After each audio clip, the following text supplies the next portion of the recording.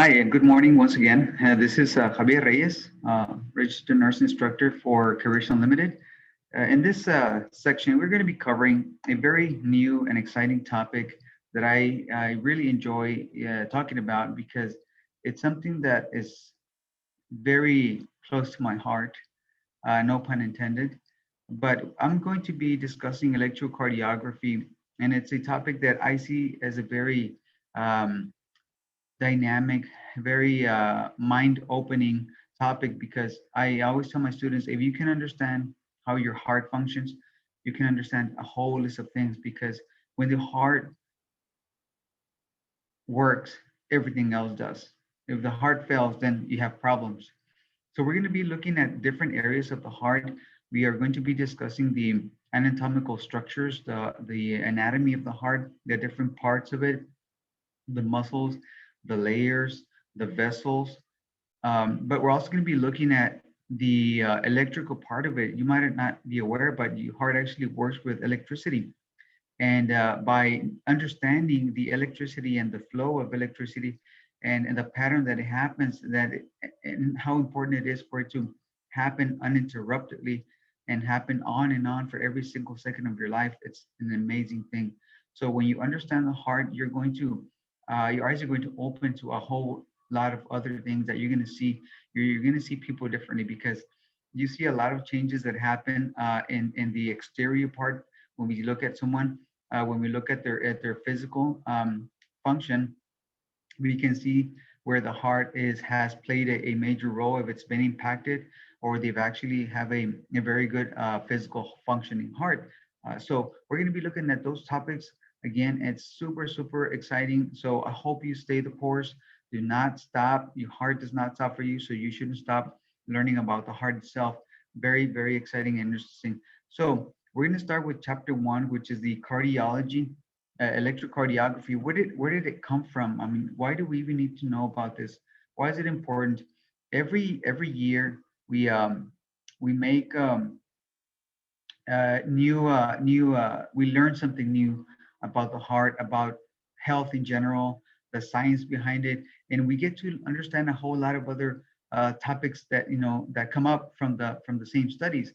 So every year we know that a lot of people pass away from heart disease.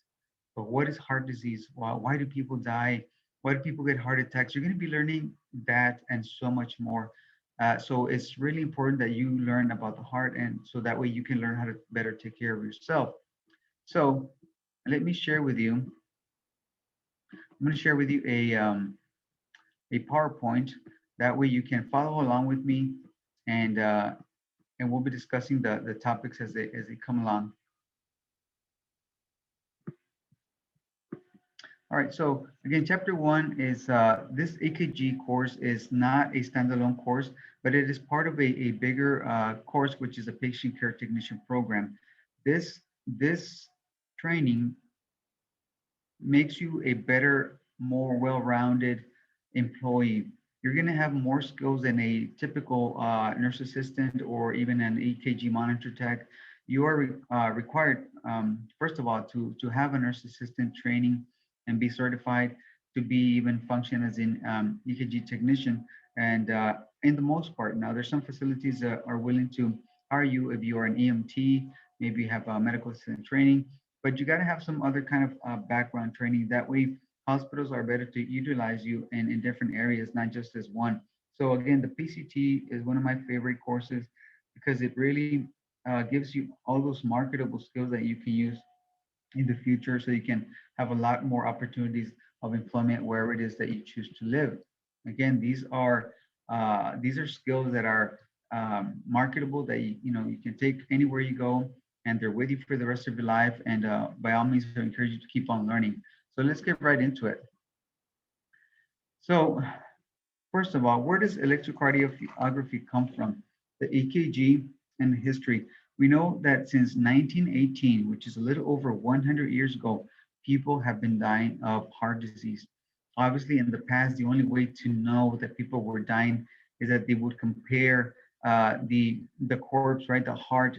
After the person had died, they would look at the heart and the anatomy of the vessels and the tissue, and they compared the different hearts, right? From someone that died from heart disease and someone that didn't. And of course, the anatomies were very, very different.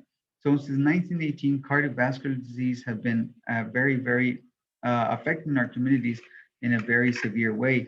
So that's why we always try to be proactive in preventing heart disease, which is really all we can do to prevent heart disease by looking at what we're eating, by maintaining, an active lifestyle and so on. So approximately 2,500 Americans die every single day. 2,500 Americans. That is a lot. Now, it doesn't sound like a big number until it hits home. If one of your family members were to die because of cardiovascular disease, you would understand more closely the severity and importance of preventing heart disease itself. So cardiovascular disease is a general term that we use to describe several conditions that affect the heart. One of them is coronary artery disease. Coronary arteries are the ones that feed your heart. These are the ones that bring the blood to the heart so it can be replenished with oxygen, with nutrients, and keep on functioning, every second of your life. So if your coronary arteries start to get occluded, they get clogged because or narrowed because of plaque that builds up inside those vessels. Well, less and less blood is going to be delivered to your heart. And believe me, your heart is very sensitive, okay? Not just emotionally, but in general. If your heart does not receive the adequate blood flow it needs, then you're going to feel the difference in in the blood flow. Yeah. Hold on a second.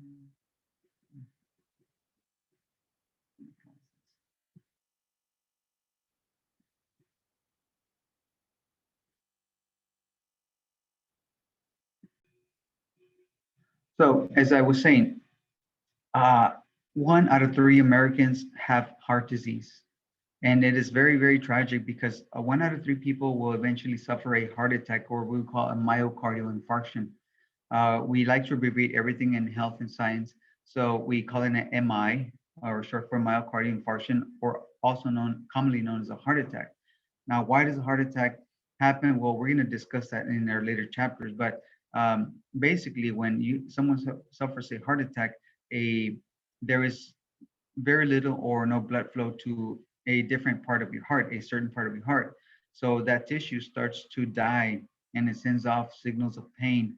The person will experience pain and as a result will suffer a heart attack, right? So there's different steps as they progress, and we'll look into those both the electrophysiology that, but also the gross anatomy, what happens to the tissue in other chapters. Now, now along came an instrument known as the electrocardiogram. So if you break down the word electro means electricity, cardio means heart, and gram is a recording. So this machine was able to make a recording of the electrical activity of the heart. So how did anybody ever have an idea or ever thought of something just, electricity flowing from your heart? There's a scientist, they called electrophysiologists, and they studied these kinds of things, and they discovered that a heart emits very, very little or very fine electrical impulses as it's working. So they were able to detect, first of all, this electricity that was being emitted by the heart. So this in itself was a huge discovery. This was done by an English physician called Dr. Augustus Waller. He was the very first one to show that electrical currents are produced during the electrical conduction of the heart. So this was a major breakthrough. And for this reason, he did receive a Nobel Prize for that discovery, which of course, as we know, has benefited humankind in great, great manners. So Dr. Augustus Waller, great physician, lived from 1856 through 1922. Now, other people came to follow up on his work, and Wilhelm Einthoven, who was in the 19th century, and from 1860 through 1927, around the same time as Dr. Waller, invented the first electrocardiograph. Cardiograph. So this is the first machine that is going to record the type of electrical flow that is happening in the heart, right? So he followed up on the work of Dr. Augustus, and now he's actually recording something. If people lived in this time, they were probably thinking this must be witchcraft. seriously, because there is no way that you can detect some of this. Just, you know, fast forward to 2020. If you could record the electrical waves of the brain, which we can, right? We call it electroencephalograms. But not only that, but be able to translate that into actual thoughts, that would be very, very, very interesting. So these two gentlemen, back in the 19th century, were able to bring forward a new technology, which of course continue to improve and improve and improve. Every single, decade or so, new findings came along. So Dr. Eindhoven again won a Nobel Prize for his invention, not just discovery, but for his invention of the electrocardiograph in 1924. Now we fast forward 100 years later, we now see commercials on television about little devices that you can connect to your cell phone, place your thumbs in it, and it will give you a medical grade electrocardiogram. That's, isn't that amazing? That is amazing. Now that's all fine and dandy. Anybody can, can do that. Now, what do you do with that information is another story. Okay. Sometimes I like this technology, but I think sometimes it's a little bit too much for people. And now I understand they can go to the doctor, but you can't really see your cardiologist right away. It takes weeks to go see, get an appointment, and so on. So while technology has helped you so much to know to look at your heart, the electrical conduction of the heart, when how useful is it? Okay, some people may really require it, some people may not, but again, this is how far technology has come, to the point where we only plug it to our phone, put your thumbs in it, you know and have at least a medical grade electrocardiogram. That is fascinating. So the EKG and its little history, very interesting.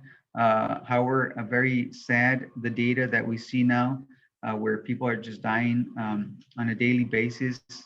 It's very tragic. So we're going to continue our discussion um, in this chapter. The leading cause of death in this country continues to be heart disease or cardiovascular disease.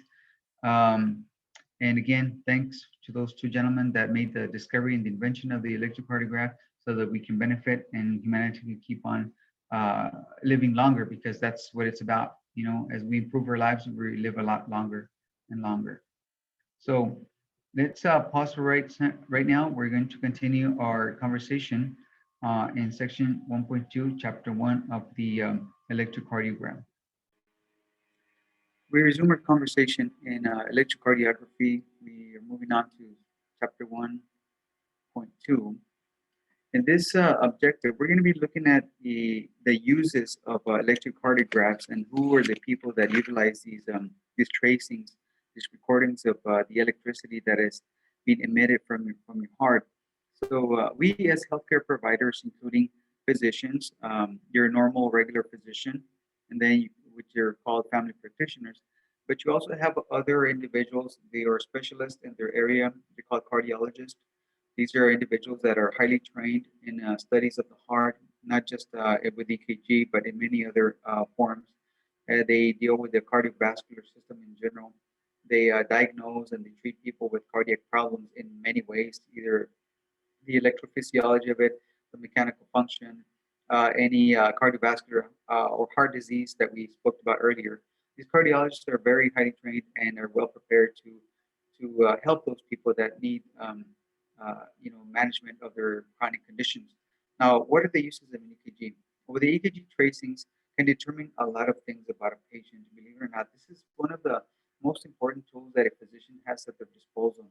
The American Heart Association recommends that any person over 40 years of age obtain an electrocardiogram as part of their baseline information. At 40 years old, usually most individuals are overall healthy. However, there are some that may have had experienced some cardiovascular problems even before then. So for this reason, it's very important that individuals at 40, which is about halfway of their life, obtain study, so that the doctors in the future, if they ever need to compare, if a person starts to develop symptoms of chest pain or any kind of medical problems, then the doctor can always go back and compare the electrocardiogram that they obtained at the age of 40 and compare it to maybe at 50 years old or so on. So this study is a very, very important tool. The we're going to learn about the rhythm strips, the basic rhythms, and more complicated ones. But at this time, we want to know what are the uses of an EKG. Again, we have a different kinds of EKGs. The one we're going to be learning how to perform and interpret are 12 lead EKGs. Okay, 12 leads are the wires that you put on the person and so on. You'll be learning what those are, how they function, how the electricity flows from one side to the other. You'll be learning what each waveform means as it relates to the heart and so on, the different phases of the cardiac cycle, and what each little wave means as it relates to the cardiac cycle. So there's a lot of little things that we're going to be learning. Dual EKG is one of the most commonly used tools in the hospital setting. Provides a tracing of the electrical activity in the heart, either at that particular moment, it's a continuous monitoring, or it can be just an isolated study that's done at the doctor's office. And there's many, many ways that we can do, but it helps us to prevent any serious complications in the hospital setting, like a code blue, which is an emergency. We call it cardiac arrest. Um, that's what we're trying to prevent, a serious complication. So an emergency EKG may be done stat or immediately during an emergency situation. So again, EKGs can be done at any point, at any life, whether you be completely healthy or you may be in a difficult situation. But you will, as a healthcare provider, learn to remain calm to be able to perform your duties as you are instructed to. Now, what conditions are evaluated by the EKG? Some of the disorders with heart rate or the rhythm, sometimes the heart rate may be going too fast or too slow, or maybe beating abnormally. Conditions such as heart defibrillation, before somebody is getting a procedure called defibrillation. Any electrolyte imbalances when somebody's dehydrated, they could also have cardiac arrhythmia. So this study could also help us to diagnose that. Any damage after a heart attack, symptoms related to cardiovascular disorders such as weakness, generalized weakness, chest pain, fatigue, increased shortness of breath, those could also be related to the heart. So an EKG may also help us to evaluate these situations. So keep in mind that when the doctor orders or evaluates a patient for the medical condition, they don't just look at one specific tool, one specific lab. They obviously look at the patient, but they take all these different components, right, and try to create a picture of health for this person. Okay, and if their EKG is completely normal, their lab work is completely normal, their vital signs within normal, they have no medical history. Okay, this again paints a picture to the doctor as to the overall condition. Heart conditions before surgery. Creates an EKG. You can also tell the doctor this person is actually ready to go to surgery. Um, the therapeutic effects of medications that are prescribed to the patient, either for blood pressure, to improve their heart function, and so on. So an EKG can also help the physician evaluate the effectiveness of the medication. Pacemaker function. Some patients may have a pacemaker in place. An EKG can obviously tell you about when a person has a pacemaker, but also the overall function of that pacemaker. Now, these EKGs can be done obviously in a doctor's office, very commonly, ambulatory clinics like cardiologist office. There's a rehabilitation for the heart. Also, there's some clinics that specialize in that area, emergency room, and inpatient care settings. So there's a very varying amount of facilities that can provide a, a, um, an EKG in different forms. Defibrillators are another part of the medical equipment that we use. Now, defibrillators are not used on a routine basis. These are usually used when a person requires their heart to be converted into the normal rhythm. Maybe the heart is doing an abnormal heart rhythm, and defibrillators sometimes can help that person return the heart to a normal rhythm. Okay, you might have seen it on television, perhaps in Grey's Anatomy, where the person has heart cardiac arrest, and the heart is no longer beating. Now, keep in mind that when a person has a cardiac arrest, the heart has completely stopped. There must be some type of electrical activity in the heart in order for an indicate defibrillator to be used. We don't just use a defibrillator just because we want to hopefully restart the heart. It doesn't work that way. There has to be some kind of electrical activity in the heart. There's automatic external defibrillators which are out there in the public to be used for lay people. These devices are life-saving. They are part of your CPR training, and they can be very, very helpful when they're available. So again, these devices, all you do is turn it on and follow the prompts, and the machine will tell you if a shock is advised, if it's not advised. It tells you to perform CPR. But they're very, very handy and life-saving tools. Again, used in basic life support, emergency care when you're out there in the field, and you are going to perform or help someone who has had a cardiac arrest. So again, you should be trained. If not, you will receive training in CPR, which is cardiopulmonary resuscitation, as a healthcare provider. That is a mandatory requirement. In the hospitals, we also have what we call telemedicine. There's many patients that require a immediate care or observation of the heart function. Either they come in through the emergency room because of chest pain. Now that the emergency physician will usually admit that patient as a precautionary measure into the what we call the telemetry unit. In the telemetry unit, we have patients that have have suffered or are suffering conditions of the heart, which will may complicate it, right? It may progress into a heart attack or even cardiac arrest. So these patients are admitted into the telemetry unit. Now there, they will receive a service called telemedicine. What it is that the patient will be issued a device. It's called the uh, cardiac monitor. Okay, and it's only a three-lead EKG, but nonetheless, it gives us a basic rhythm that we can observe and monitor the patient for. So these patients are monitored, their heart is monitored uh, in live person. Okay, they're in the room, the machines are on them, and they're transmitting a signal to the central unit where the AKG monitor techs, which you may work as, are constantly monitoring their EKG rhythms. Now, you don't have to be constantly looking at the machine. They usually will alarm if something is detected. So you will be part of this team as an EKG monitor technician working in the telemetry units. There are other specialty labs called cardiovascular labs, where there's nurses, there's cardiovascular technicians that perform different kinds of tests on people that have cardiovascular diseases, such as peripheral vascular disease. They may have congestive heart failure. They may have serious cardiac conditions that affect their daily life. And they may indeed come into this cardiovascular lab to have exams performed to evaluate the condition of their heart. As you know, sometimes the conditions progress or digress; they get worse and worse.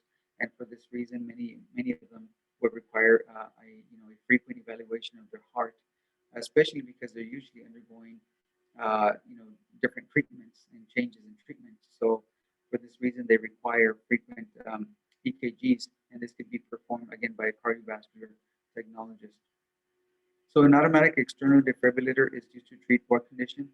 Usually cardiac arrest, when the heart has completely stopped. It's something that we use as a part of your basic life support training when you're going to be providing CPR. So what is the role of the EKG technician? The role of the EKG technician is mainly to assist healthcare personnel in performing EKGs on people in various settings to be able to uh, perform the procedure on the patient, to print out, to process the procedure, make it available for the physicians. Okay, you also are part of instructing the patients on the procedure so that their fears are relieved, their questions are answered. So it may seem like an easy role, but it could be a challenging one when you have different kinds of settings. So again, in this section, we discuss several things, several places where EKGs are used, some reasons why they are used, and your role as an EKG monitor technician. So keep that in mind as we progress into our next session called Preparing for an EKG. So stay tuned and we'll be right back.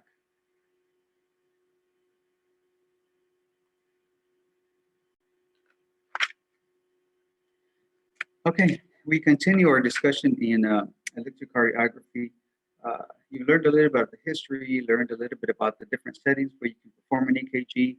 Now, before you prepare an EKG, what do you have to know before you even start performing or providing EKGs for patients? A lot of the time, we offer this instruction to new people to healthcare because it's very important that we always behave in a professional manner, that we approach patients and we talk to people in a professional manner.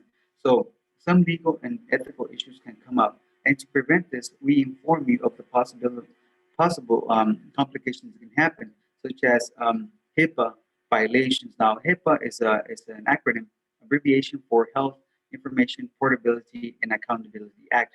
Now, this is a law that was passed back in 1996, and it's still very, very important to the day because it has to do with privacy and information. As you know, it's so easy nowadays to obtain and to share information about other people or other people stealing information from us without our consent. Now, if you've ever had something like this happen to you, you know that this is a you feel violated. Why? And this is exactly why we should protect the privacy of our patients, especially in healthcare. If a person is having a procedure done and does not want anybody to know about this, obviously they rely on us to keep that information private. Okay, so in every healthcare setting you are going to ever work in, you will be required not only to understand what HIPAA is, but to make sure that you enforce the law because they come with very hefty fines from the federal government, and of course, you may end up losing your job.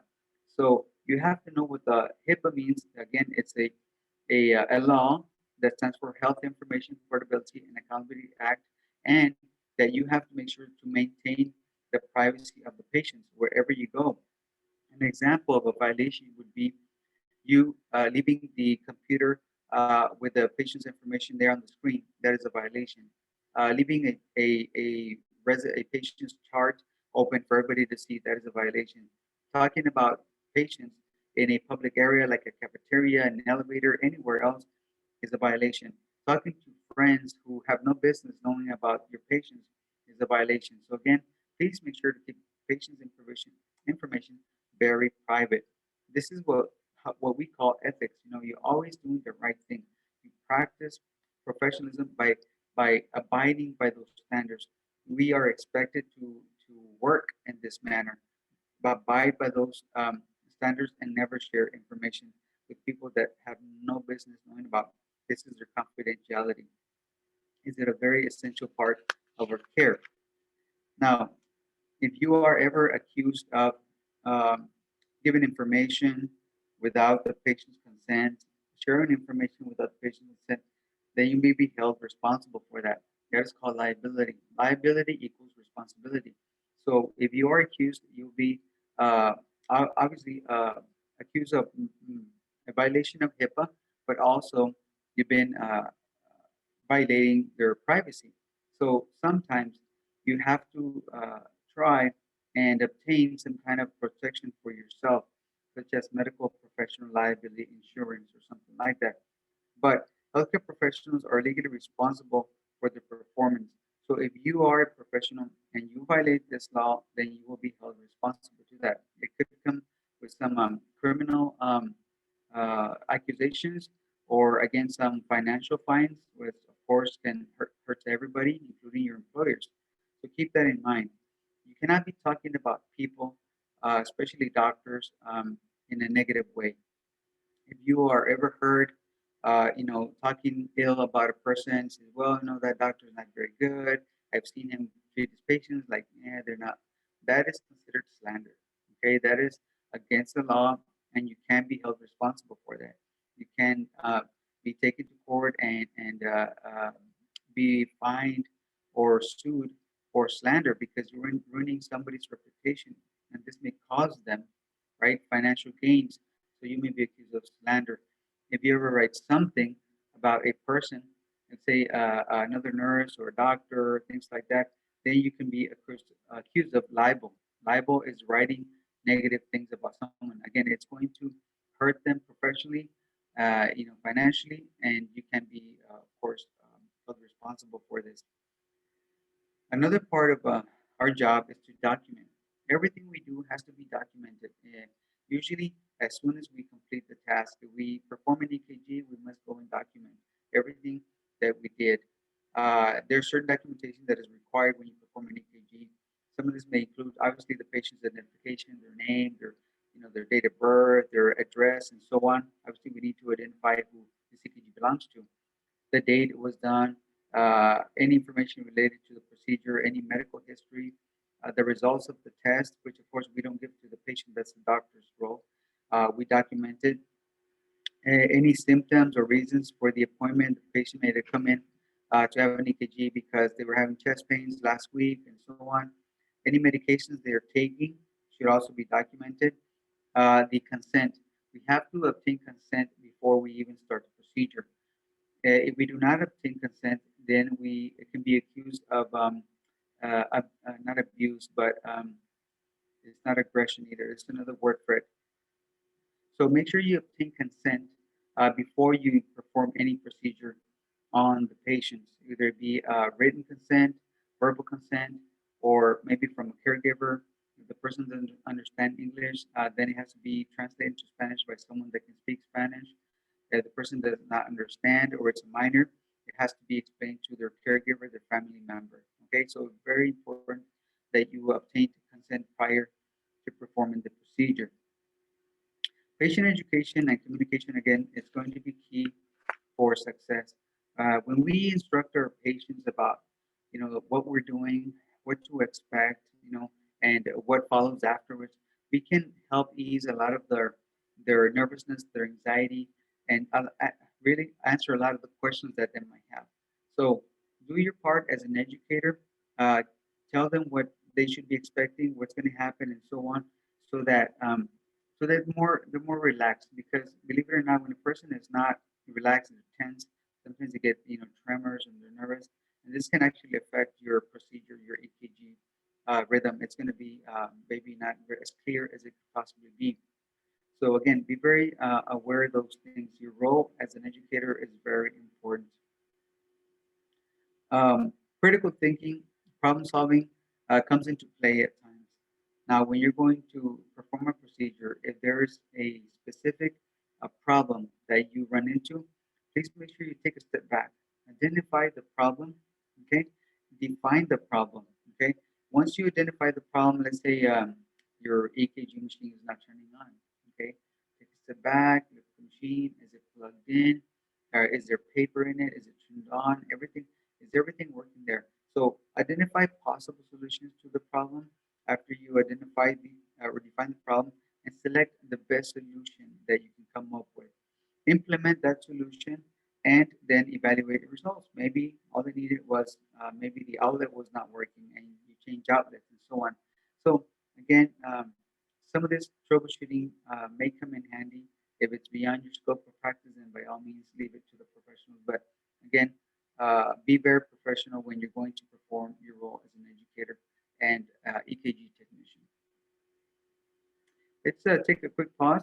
We're going to come back and we're going to continue on section 1.4. All right, we continue our conversation here in electrocardiography class. We are discussing the basic of electrocardiology. Now, you might remember in every healthcare field that we work in, we have to practice infection control. We have to practice good body mechanics. Why? Because it involves everybody. Working safely for yourself and for others is very, very important. You want to make sure that you don't get injured or cause an injury to someone else. We want to make sure that we don't contract any infections for ourselves, our families, and of course, for the patients as well. So we have to practice and we have to adhere to certain rules and regulations, policies about infection control. So everything that we do in healthcare also has a component of safety. So whenever we perform any task or procedure on a patient, we have to make sure that we perform it safely.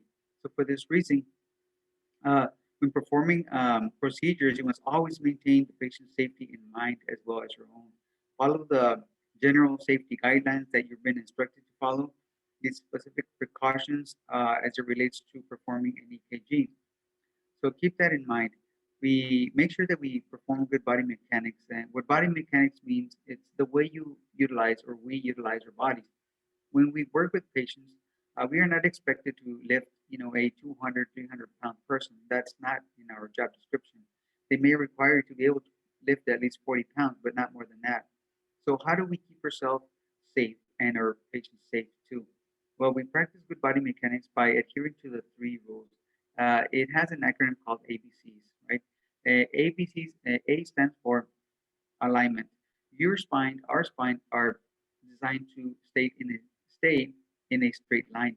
Therefore, when you are moving around, you should never twist and turn. You should never twist at the waist, because this makes your spine also also twist. And when this happens, that means that your spine is not aligned and you are at risk for injuries. You may uh, suffer from herniated disc or for some other kind of back problems, and that is not what you want. So make sure that your spine is always in good alignment. Okay, never twist and turn at the same time, because this can cause injuries. B is for base of support. When you are lifting someone, you must make sure that you have a good base of support in the direction that you are moving. Okay, if you're just going up and down, make sure your legs are a little bit wider than shoulder width. Okay, that ensures you that you're not going to stumble sideways. If you're going to perform a movement backwards, make sure that your front leg, is also wider than your back leg. That way, you have a good base of support. So keep that in mind. C is for center of gravity. The closer the objects are to you, the weight will be lighter as it is transferred to your lower body, which are your lower muscles. So maintaining center of gravity, maintaining patience. If you're helping somebody stand, make sure you are very close to them, and so that their weight can be transferred to your legs, and you're going to be using your legs to complete the transfer. Do not rely on your upper body strength, as usually the lower back muscles are going to be doing a lot of the work, and this can cause serious injury to your lower back. So please make sure you follow those three. Maintain a good body support, avoid twisting, protect your back at all times. Now, there's people that like to use braces, or belts around them to help them protect them from injury. Honestly, these devices are only meant as reminders for you to make sure that you are, uh, following those ABCs. But in reality, these belts and do not really do a whole lot. If you don't adhere to these three guidelines that I just mentioned, you're very high risk for injury. Now, the other very important topic, especially in this era of COVID-19 and 2020, is infection control. We have to practice good infection control throughout our procedure. That includes, of course, washing your hands before, after, during the procedure. Use hand sanitizers as instructed. Sanitize all the equipment that is being used. So follow all the very specific guidelines that you're being told to use, so that you don't cross-contaminate, you don't bring infection from one person to another, and so on. Now, washing your hands, using your gloves is what we call standard precautions. That means that we apply those precautions with every single person. We always wash our hands and we always put on our gloves, no matter what. Okay, those are called standard precautions. If you need to take additional precautions, you're going to need special equipment. We call this PPE, or personal protective equipment. This may include a gown to protect you from coming in direct contact with the person, a face mask if the person has some kind of cough or respiratory disease that may be passed on, or even a face shield to protect you from any droplets, all right? Or even an N95 mask, which are now very common nowadays. This PPE will help us stay safe and protected from any possible exposures to any conditions, either be direct contact through droplet or even through airborne. So again, please adhere and get familiar with your isolation precautions. If you see a sign on the doors that says, see nurse station, or has little symbols and it's checked off, the gloves are checked off, the gown is checked off, the goggles are checked off, please make sure you use all that equipment before going into the patient's room. These are called isolation precautions, and they can be very specific as to the condition of the patient. Now, in the wall, it's not gonna state person has XYZ disease. It's not. That would be a violation of HIPAA, right? So you will usually check off the equipment or PPE that is required to go into that room. So please make sure you adhere follows these guidelines very, very closely as far as infection control, especially nowadays, but also be safe, protect your back, protect yourself, and also the patients by using good body mechanics. Although this is a very brief section, it is very, very important that you adhere to it to keep everybody safe. So hold on for just a minute. We're going to continue on our next section for vital signs, another very important section. Okay, here we are in our last section, chapter 1, section 1.5. We're going to be discussing the vital signs, which is also a critical part of the care that we provide as healthcare providers. Now, as a EKG monitor tech, you should have the knowledge to be able to perform vital signs. That is why we usually require that monitor techs also possess some kind of other training in addition to ECG. That would include either your medical assistant training or nurse assistant training, or even patient care technician, which is this course is part of. So, as a monitor tech, you may be asked by a physician to perform vital signs on a person, and you are expected to be able enough to signs accurately. So it's really, really important that you are aware, that you're familiar with the vital signs. These would be your pulse, respirations, blood pressure, temperature, and of course, we also evaluate for pain. That is a fifth vital sign. Now, in this section, we will focus mainly in pulse, respirations, and blood pressure, which are the ones that are directly affect the cardiovascular system. So let's begin with pulse. Now, what is a pulse? The pulse is the beating of your heart, okay? And then we have different areas of the body that we can palpate. That means we're going to feel the pulse, right? You're gonna feel like in the thumb side of your hand, right? If you follow along, if you do not use your thumb because your thumb also has a pulse. Place two fingers alongside here, and you press very gently, and you're gonna feel a little pulse. This is your radial pulse. This is your heart beating at this time. Okay. Now, beating is great, but too fast or too slow can complicate things. So we have to have what we call parameters or a range. For adults, the normal range for a pulse is between 60 to 100 beats per minute. So what does that mean? When you're going to be measuring the pulse, that means you're going to be placing your two fingers alongside the thumb, right? And you're going to be counting the number of beats per minute. Okay. So you start counting at, whatever at the clock, you start counting for a full minute, and the reading should be recorded usually between 60 to 100. Now, this would be a resting pulse, obviously. Now, pulse can be affected by many things, either anxiety, nervousness, pain, fever, dehydration. There's a lot of factors that can affect your pulse. So, for the most reason, if this is not the case, then your pulse should be between 60 to 100. Now, respirations are usually counted for one full minute also. We usually count this right after when we finish measuring the pulse. We continue as if we were still measuring the pulse, and we start to focus on the patient's breathing.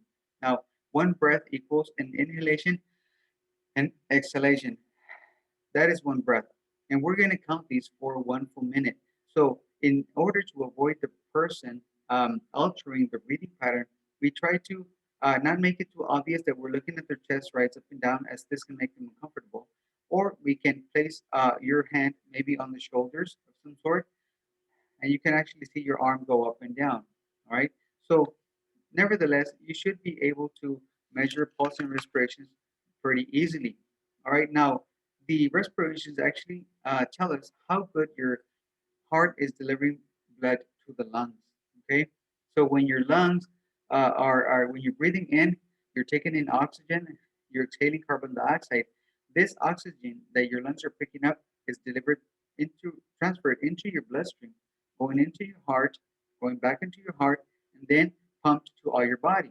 If your lungs feel the difference or lack of oxygen in the area, then your heart will react accordingly. It will start to pump faster and faster because it's thinking that your lungs need more blood. Okay, so your heart will respond according to the work of the lungs, and the lungs will also work in relation to the heart. So they're kind of inversely related, but we can discuss that in another section. So again, make sure you count respirations to determine the rate, the rhythm, and effort We don't just want to know how many times you're breathing, but we also know the quality. Are you breathing too fast, too slow? Is it shallow? How is the breathing pattern in this in this patient at this particular time? So it's important that we evaluate also the rhythm and the quality or effort that they're making to take a breath. All right. Now, the last thing we're going to be monitoring, which is also directly related to the EKG, is the blood pressure. Blood pressure is the resistance or force at which the blood is pumped into the walls of the arteries, right? So your heart is connected to arteries. These arteries are the ones that bring all the blood flow to all of your body, right? So the closest ones to your heart, which are around the arms, are the ones that we use to measure the blood pressure. Okay, so again, blood pressure is the force, right? That blood is pushed against the walls of the artery, and this force is caused by the heart. Okay, now the heart has a cardiac cycle, and we'll go into that later. Okay, it has two phases, two main phases. Your systolic, that means when your heart is contracting, okay?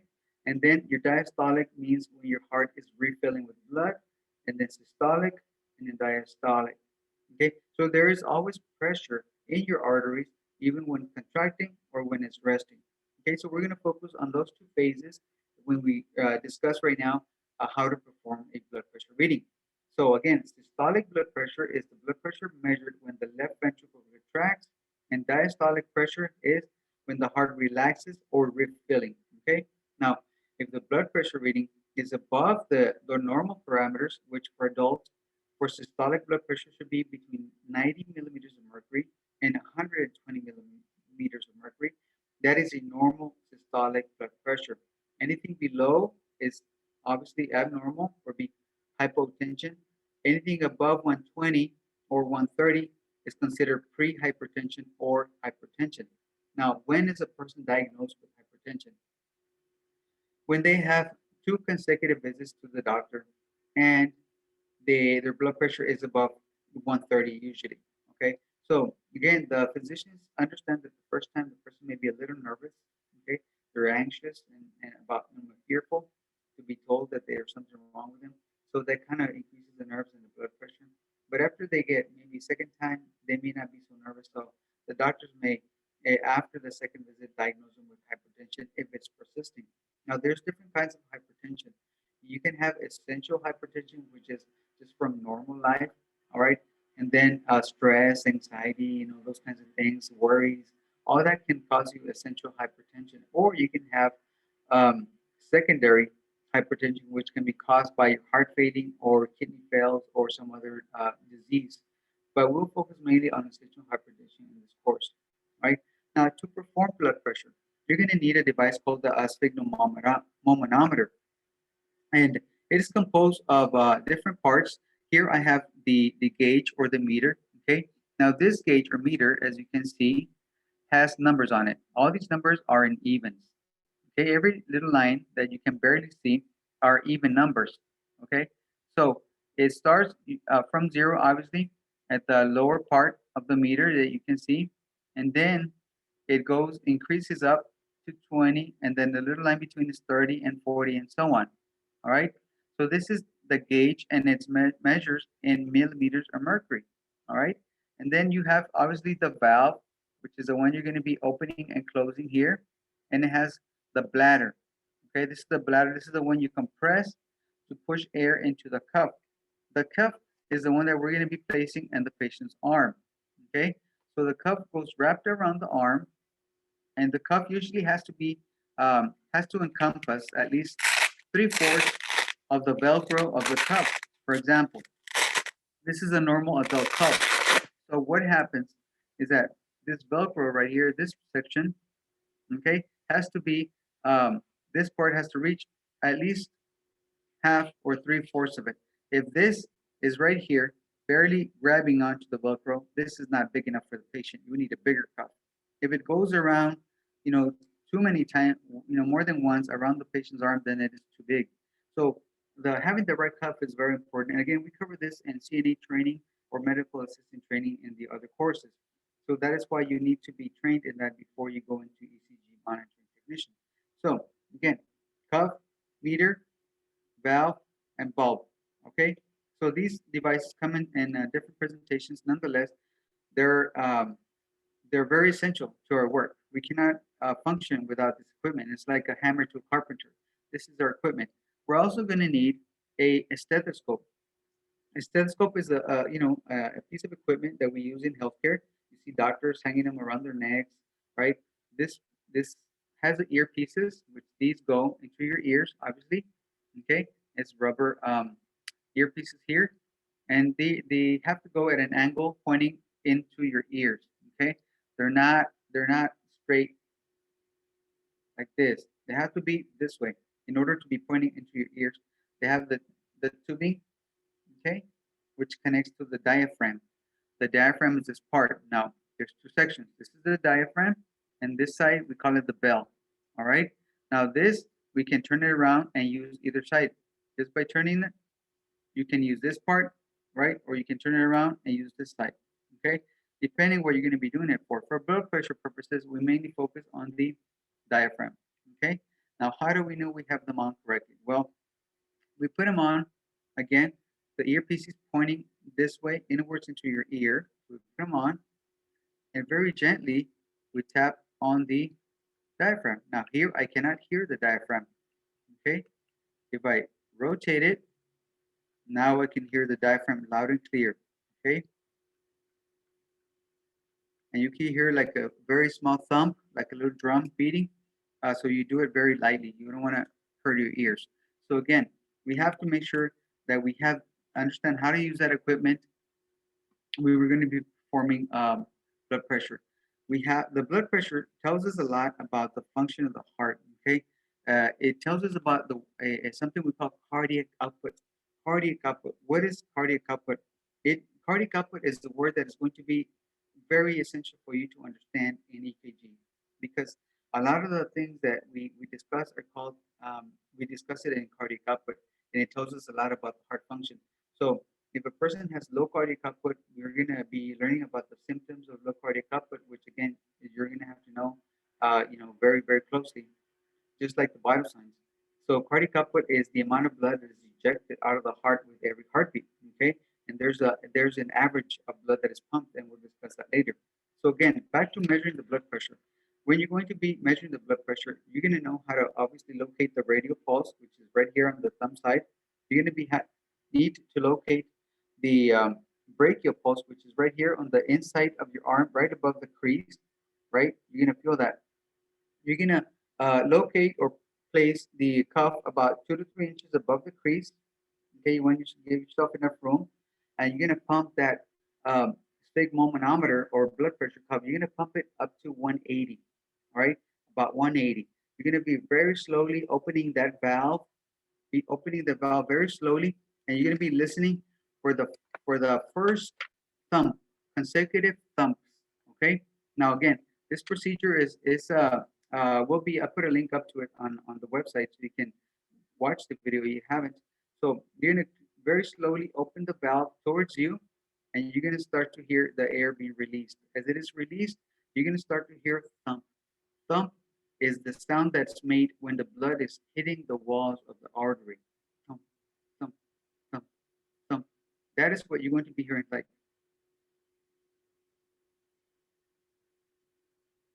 so it's very important that you listen to the very first two sounds and the last clear sound. When you hear that last clear sound, that's going to be your diastolic number. When you first hear the thumps, it's going to be your first systolic. Okay, systolic is the top number, diastolic is the bottom number. So very, very important that you make a note of those in your head when you're looking at the gauge at the same time. So you're looking at the gauge and you're listening to the thumps, right? And you're gonna make sure that you remember those. You're gonna have to commit them to memory for a few seconds while you finish the procedure. As soon as you're done the procedure, you're going to sanitize your hands and you're gonna write the number down. Okay, let's say you heard 130 over 70. You're gonna write that down, and that's gonna be your blood pressure. Again, very, very important that you know how to read blood pressure, all right, or perform the blood pressure reading. And with that, I'll leave it there. We're done with chapter 1. Believe it or not, it's 5 sections. I cut them down as short as possible. I did elaborate on this one because it's very important that you know about vital signs, but make sure that you know how to perform blood pressure if you haven't already. If not, you can watch the video that's on the website, and then we'll go from there. So our next chapter, we're going to be discussing a bit more the anatomy, the cardiovascular system, the parts, the different parts of the heart, the arteries, the veins, and so on. We have a lot of some anatomy to go over, and you'll understand what that is about. So again, I'll see you on the next chapter, chapter 2, which is the cardiovascular system.